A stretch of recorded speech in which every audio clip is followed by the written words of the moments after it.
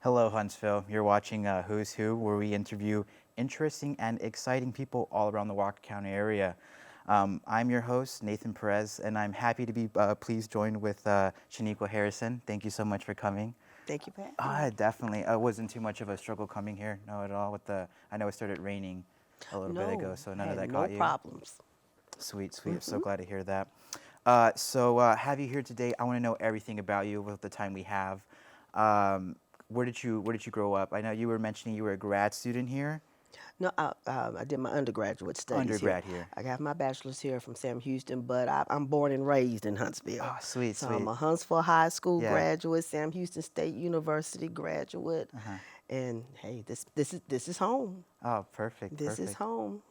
And you said you studied like film or what did I you was in radio, television, radio and film television? here back in the 80s. The I'm a 80s. 1988 grad. But I loved my time here. Mm-hmm. Actually, after finishing college, Uh-huh. I ended up in Houston for a few years, and I ended up coming back. And, so here I am. What called you back to come? Well, actually, so I run Cox Funeral Home Uh-huh. here in Huntsville. And it was kind of like one of those situations where when I left, Mm-hmm. I was actually working in, I was doing Yeah. broadcasting. I was dealing with, that side of it.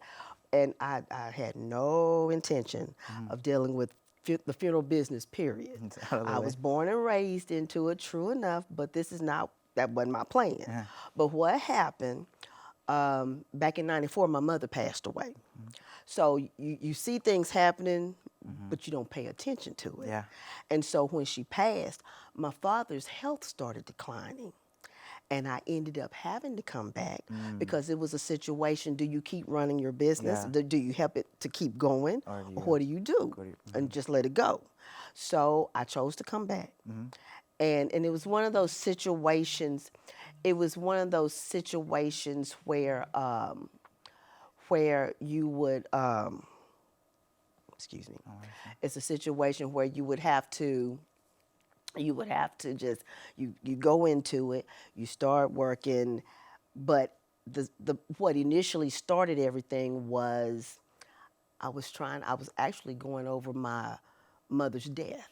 Oh, yeah. And I'm sitting in my apartment, and like I said, I had no plans of coming back, but I was sitting in the apartment, and to be honest, religion came in. God, Yes, ma'am. my God told me, He said, I want you to go to the school, and I want you to start. I want you to go to Commonwealth School. It's a funeral school in Houston. And I want you to go up there. I want you to go. And I'm like arguing with the Lord. Now, that was wrong, Right. but I did. But I wasn't going to win, I found out. Right. And so what ended up happening, I went to the school and I fell in love with it. Just talking to a few professors. And so basically went to school, graduated, and ended up coming back to Huntsville, but it was still a different situation. When I came back, well, as I said, my father had started taking sick, health was declining.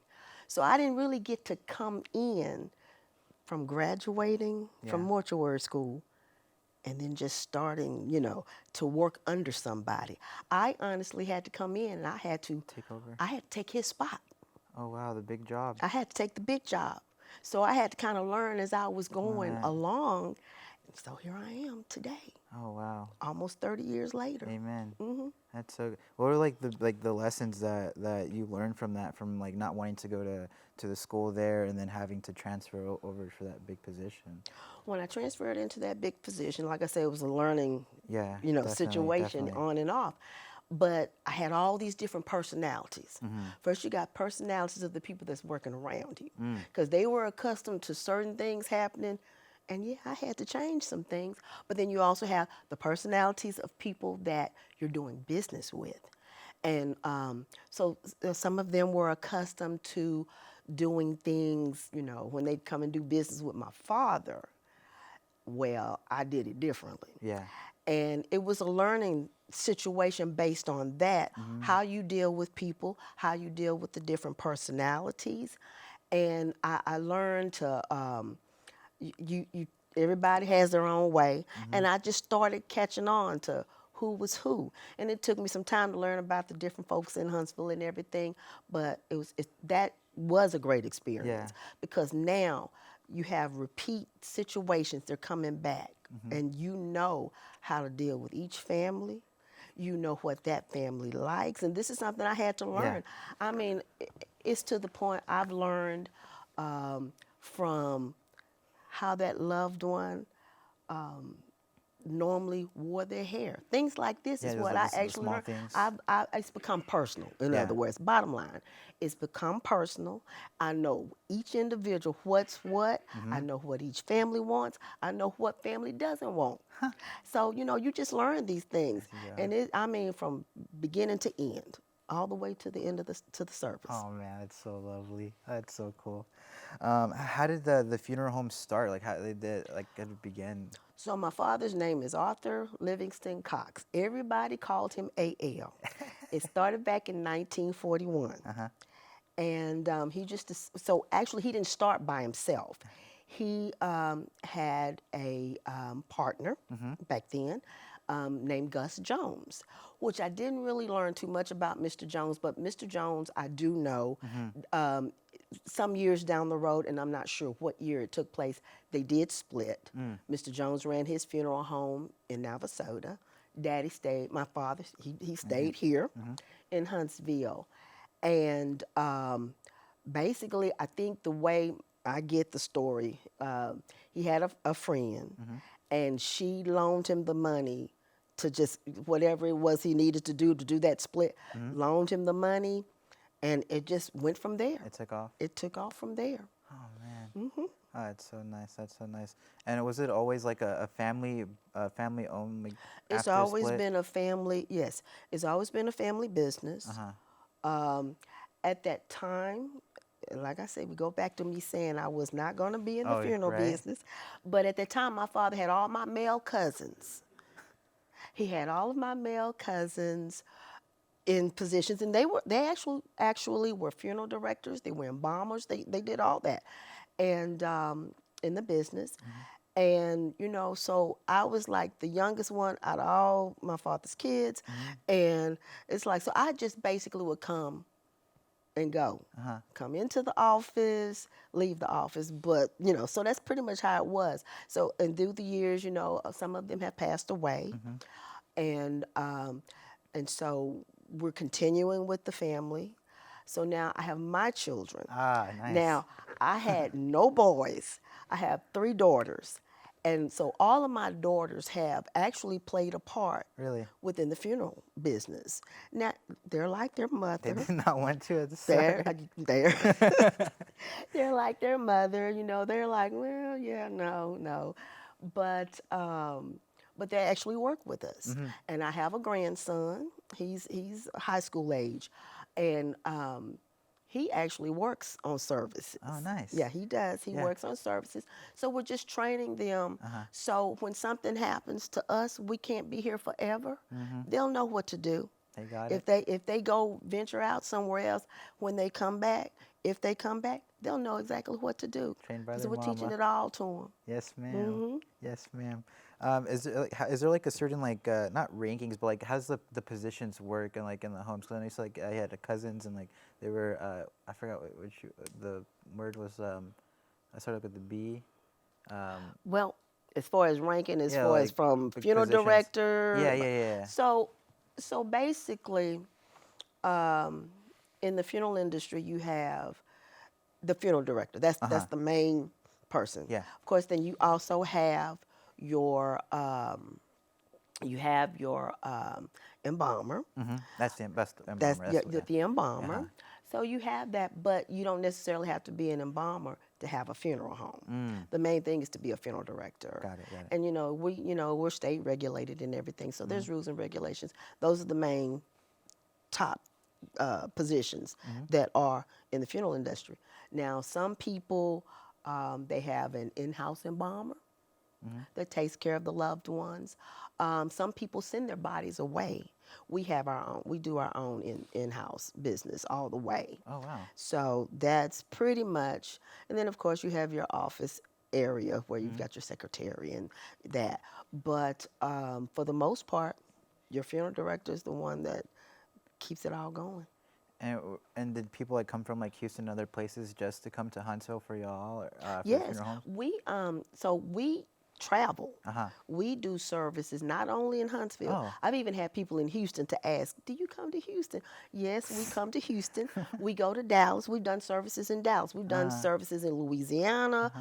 We have been in Arkansas. Oh But wow. the main location as far as out of state has been Louisiana, and we're all over the place. Oh, I love that. I love that. We do. Is there like any like social media or somewhere like we could like reach out? Like how does one reach out to y'all for If these somebody services? needs to reach out, they can go to our website. Website, yes. We have a website, and actually, they can go on that website. They can, there's, I don't know if you've ever heard of pre-arrangements. No, ma'am. No. Pre-arrangements. So some people can go ahead.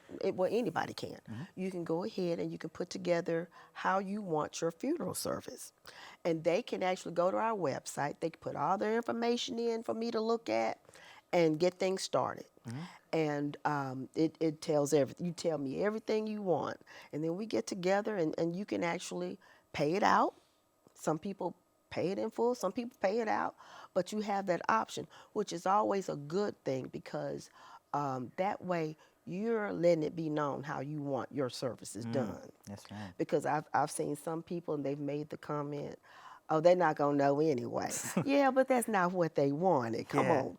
And so, so people are picking up more about picking out their own products. They literally pick out their own casket, everything, and they tell us everything they want us to know about them and about the service that they wish to have. Huh.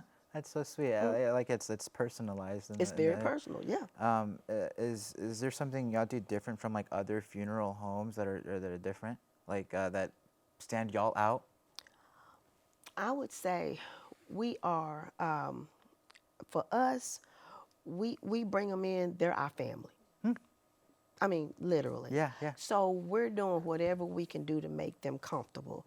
A lot of people come in, it's their first time dealing with death. It's that, yeah. So Or they may have dealt with death, but somebody else took care of the arrangements. So we bring them in and we guide them all the way through, from beginning to end. But we don't stop it there.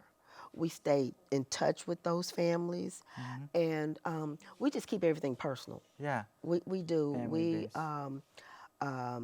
Somebody, we're putting a funeral program together, which is used at the funeral service, for example. They have no clue how to do that. We sit down and we just walk them through everything. And some funeral homes, they kind of send out everything. Yeah, But all at us, we once. do it right there. Right there and I there mean, with they're sitting them. at my desk, and I'm typing it up for them. So, yeah. Oh man, that is so sweet. Was there someone that like you really connected with, like helping them through that process that really like stood out to you? Was there like just 'cause it's so It was several. several? Several. Yeah. It's just, I don't know, it's so many. I can't think of one in particular because there's been so many. So many through all that time. Then I know you were saying you were doing like your radio thing all back at home. Do you ever like in Houston? Do you ever like miss that, or are you glad you came back here to take over? That's the crazy part. For me to say I'd never get into this business, but to be honest, at this point in my life, I don't see me doing anything else because of the relationships I have developed with people. And for us, people need you when, sometimes, I mean, I've literally had a family to come in because another funeral home told them, at least, according to them. Oh, wow. Told them because their finances weren't up to par. And they told them, "We're sorry, we can't do anything for you, that we can't do anything else for you." They came to us. Huh. And, Well, look at that. now that did honestly happen. And so we fixed it where they could afford it.